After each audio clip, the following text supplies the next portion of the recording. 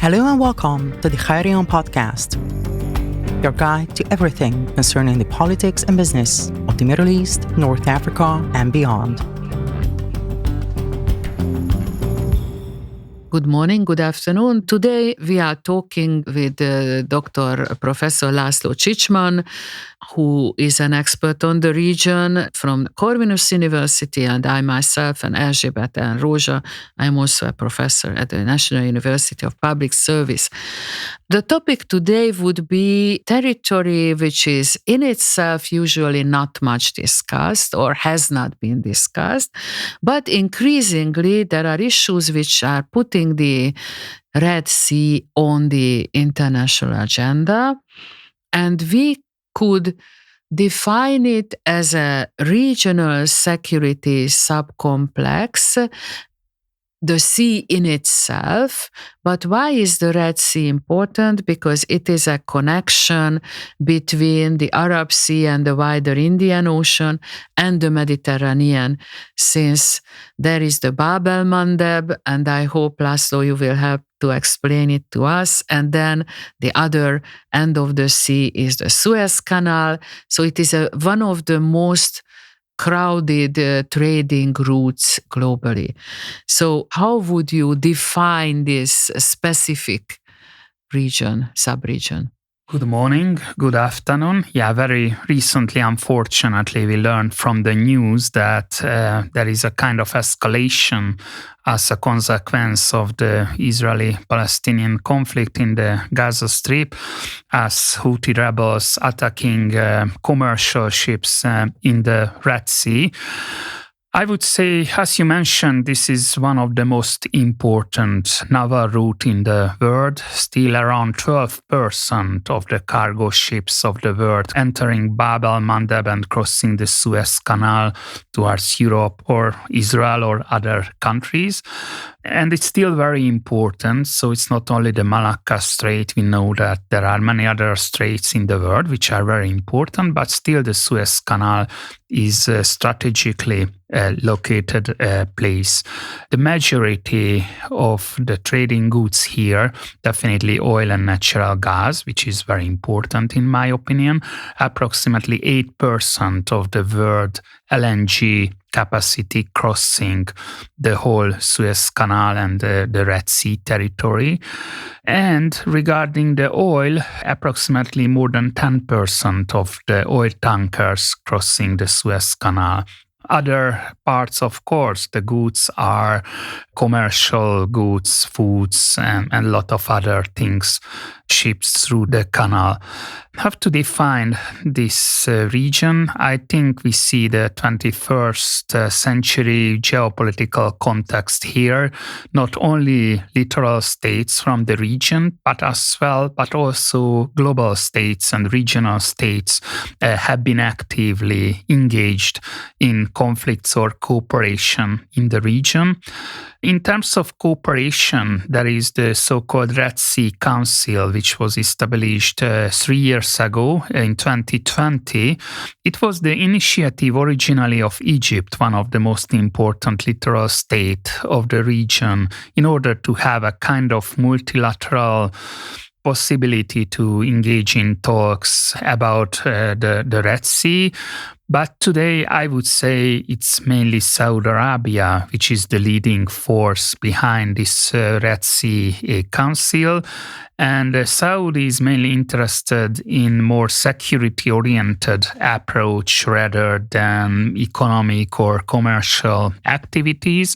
Because as I mentioned, that not only littoral states, but other states engaged actively in this region. For instance, here we have the United Arab Emirates, Qatar as well, Turkey from the region, which not located in the Red Sea, but very, very active in the region. Yes, but maybe we should mention that we already mentioned the two choke points, the two entrances to the Red Sea, the Bab el-Mandeb, which is the western corner of the Arab Peninsula, and the Suez Canal, you have been speaking about that.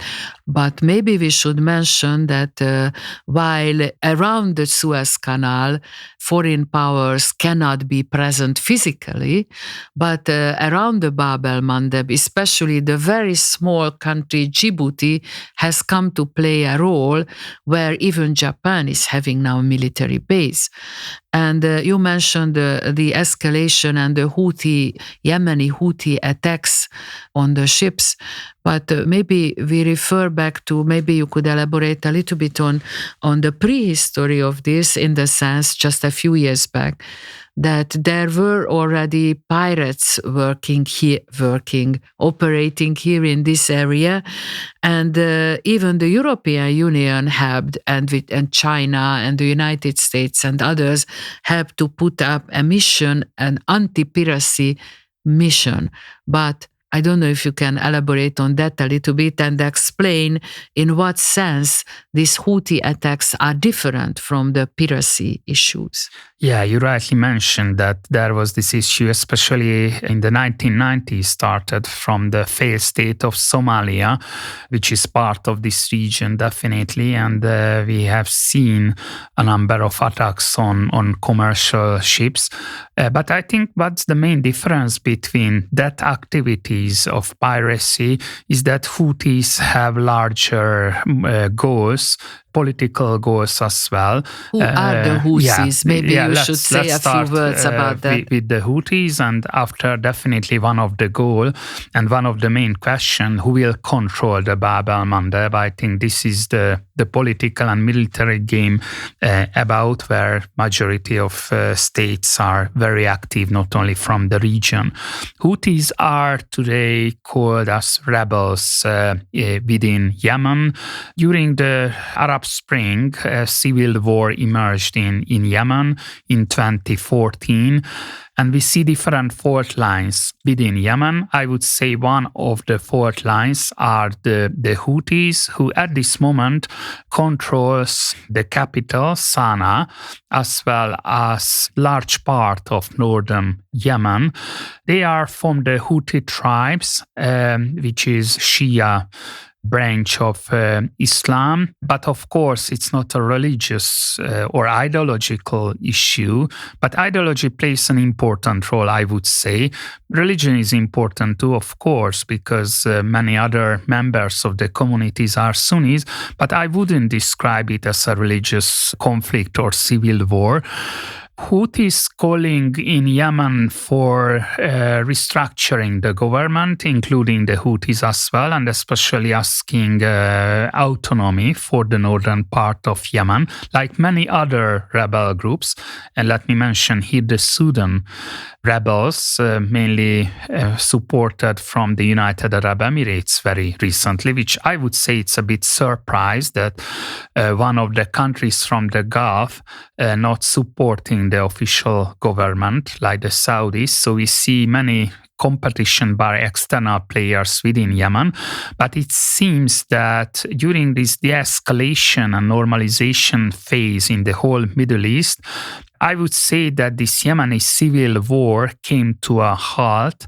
And 2 years ago, in 2022 April, Saudi Arabia, one of the most important external players, which launched an intervention in 2015, signed a half-year ceasefire with the Houthis, saying that we will not attack each other through the territory of Yemen to Saudi Arabia, which seems that the Saudis are not much interested in to continue this conflict. And, the perception for the Houthis was the following, that we won the war and we would like to somehow to ask for a political compromise to include us in the government. And fighting still continuing within Yemen since 2022, I would say it's more a low-intensity war against the official government, which is based in Aden, but many times the prime minister is out of the country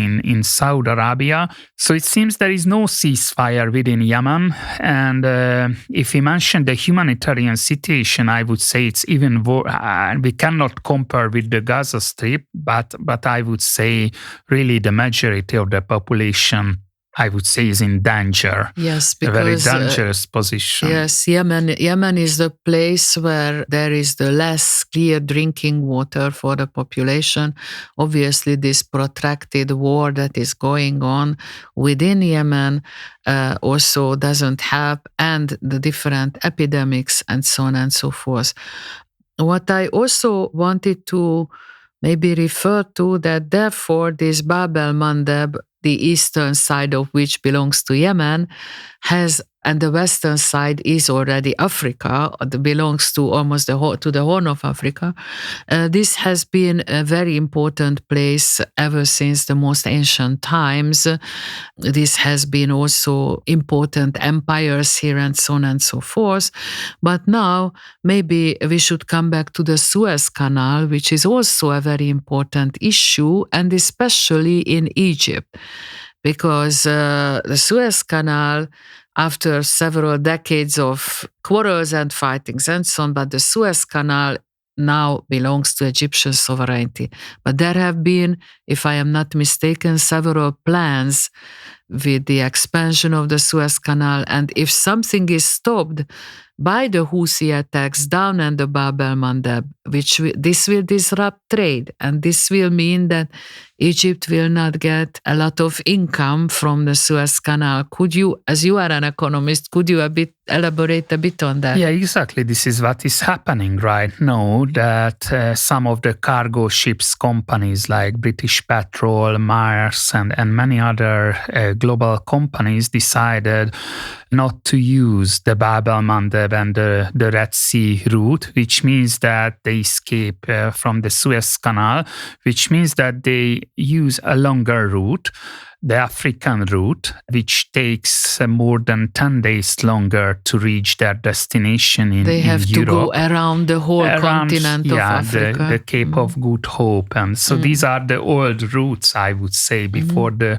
Suez Canal construction, before the 19th century. So it's very costly, but of course it's much more safe.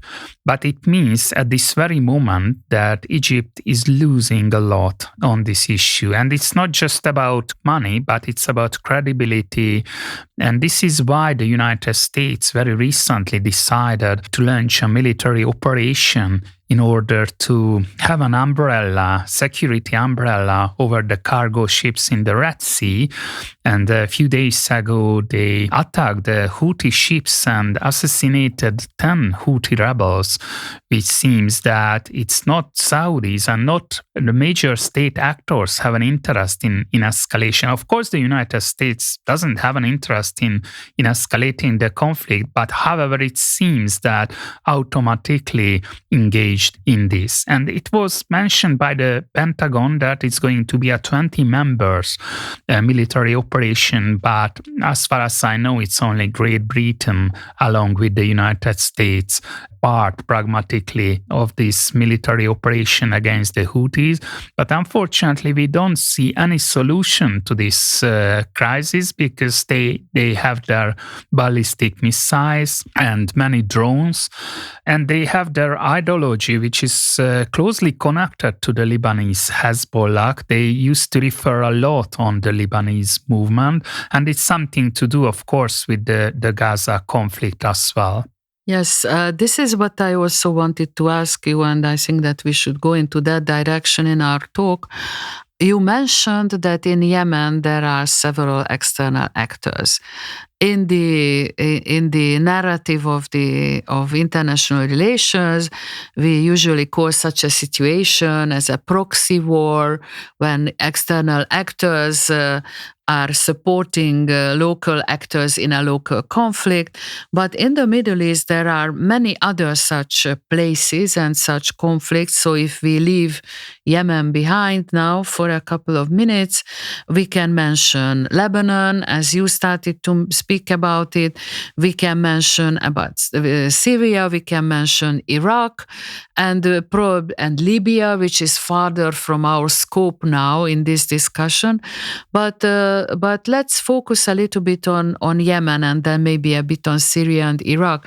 These are also typical proxy fields, and all the developments in the region are very much defined by the fact, so moving towards normalization is only possible when there is a kind of a halt in these proxy wars. So what is the relevance of Lebanon, Syria, and Iraq now in these proxy wars around the Middle East? Thanks. I think it's a very important question, as given the fact that these states we used to call as weak states, not to use the African model of fragile or failed states. We used to call them as weak states or state vacuum, which is a bit different definition for this region.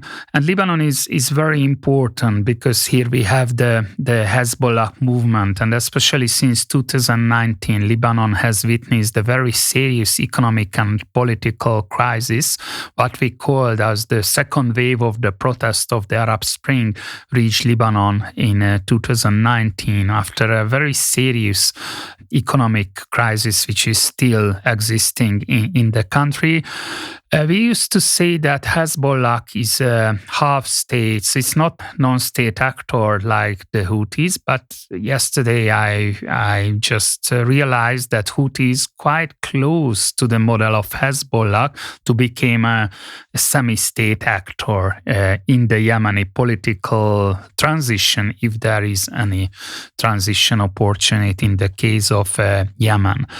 Hezbollah had an experience with the war with Israel in 2006, and I think at this very moment, after the 7th of October, Hezbollah has not much interest in escalating this conflict. And how we can prove it, I think, especially the few days before, there was an assassination of the deputy head of the political bureau of Hamas in Sudan, Lebanon, which means that Hamas is actively engaged not only in the Gaza Strip, not only in Qatar, but in Sudan, Lebanon as well, where there is, of course, a close cooperation between Hezbollah and Hamas.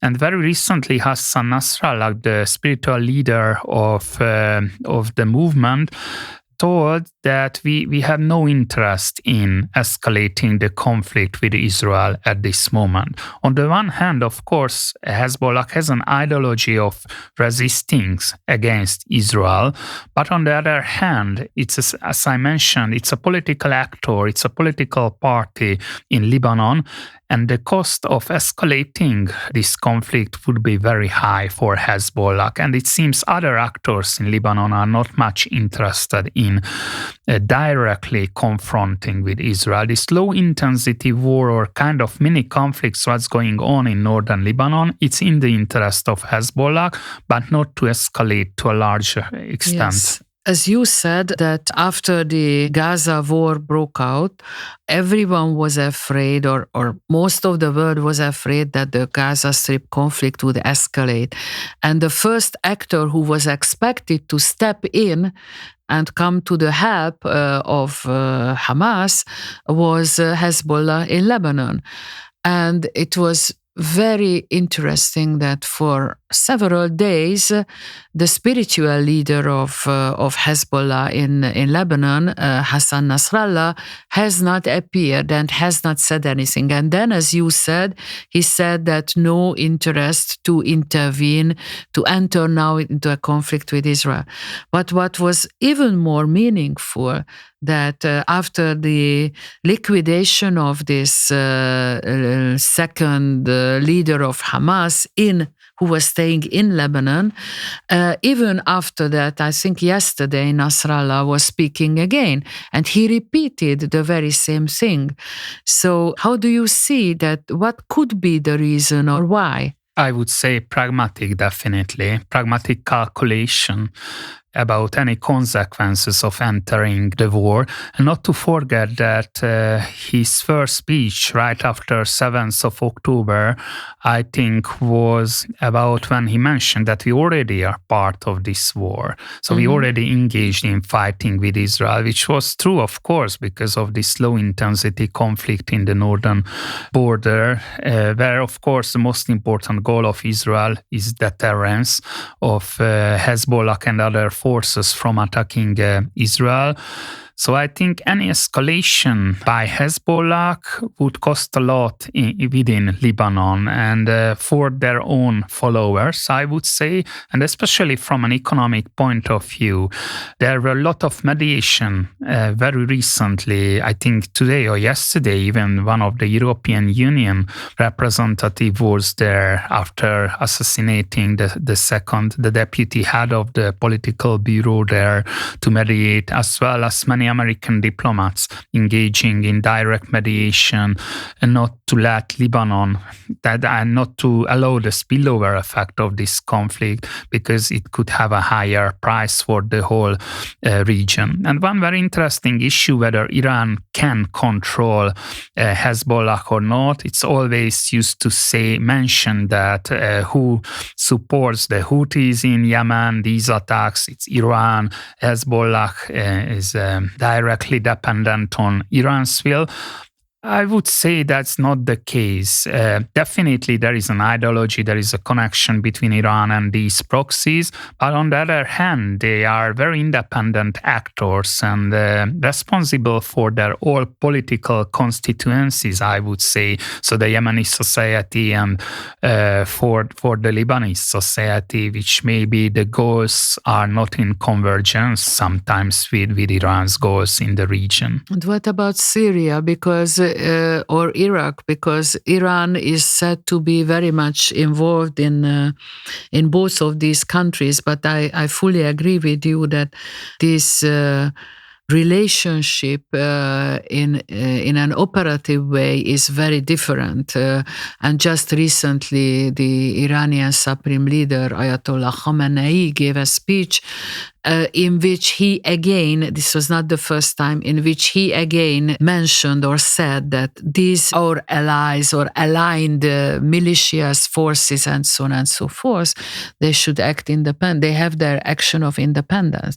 Yeah, maybe this is not the case for the Iraqi movements, I would say. Iraq is a bit different case where we really see a kind of escalation since the 7th of October. Many Shia militias, including the population mobilization forces called Hashd al-Shabi or the Kataibi Hezbollah, which is one of the most important local, it's not the Lebanese Hezbollah, it's the Iraqi Kataib Hezbollah, is one of the most important proxy in the conflict, engage in attacks against U.S. bases there, both in Iraq and in Syria. And it seems that the United States retaliated. So we see, I would say, a kind of escalation here, despite the fact that Iraq had very recently solved the political crisis in 2022, because since 2019, like Lebanon, is part of the second wave of the protest, where the prime minister forced to resign, there were elections and huge which is very interesting, because after the Iraq War of 2003, in principle, the West introduced democracy into Iraq and built a democratic system. So and then yet again there is a so-called Arab Spring or second wave of Arab Spring. So this was I would say, a huge failure for the American democratization efforts? Definitely. I would say that it was not a successful attempt, especially since the disengagement of US troops from Iraq. We remember what happened, the Islamic State. And just a few words about the Syrian case. Syria was from the Syrian territory. We saw after 7th of October some rocket attacks, drone attacks on Israeli territory, which Israel responded with some air attacks on the Damascus airport and other places in Syria as well. But I would say that the Syrian government at this moment is not interested in any escalation, given the fact that the normalization recent years and Syria's reintegration in the whole Middle East, not to mention in the Arab League as well earlier this year. I think it's a very important steps in survival of the Assad regime, and not much interested in this direct conflict with Israel. But of course, still in Syria, we have several non-state actors who may have interest in escalating in a conflict. Yeah, so can we sum it up in a way that, do you agree with this statement that no state actors or even semi-state actors are interested at this point in the escalation of Israel's war in Gaza? I think maybe the only actors are the Houthis are very much interested in that escalation, but Hezbollah definitely not, Syrian not, maybe Kataib Hezbollah interested in the escalation but too. These are relatively small groups, and the Houthis are quite far away. Houthis are far away. It's 1,600 kilometers, quite far, but ballistic missiles can reach. I mean, I would say it's an escalation what we see in the Red Sea, definitely, and it's quite dangerous, not because of the Gaza Strip conflict, but for the global supply chain. It's very, very important, and it seems there is no solution to this crisis. There is one more reason why we should pay attention to what is happening in the Red Sea. Thank you very much for talking to me and for discussing these issues with me. Thank you very much for your questions. Goodbye. Thank you for listening to the Hayrion podcast. We are looking forward to sharing with you more exciting news on the politics and business of the Middle East, North Africa, and beyond. For further information, please follow us at hayrion.com as well as on X and LinkedIn.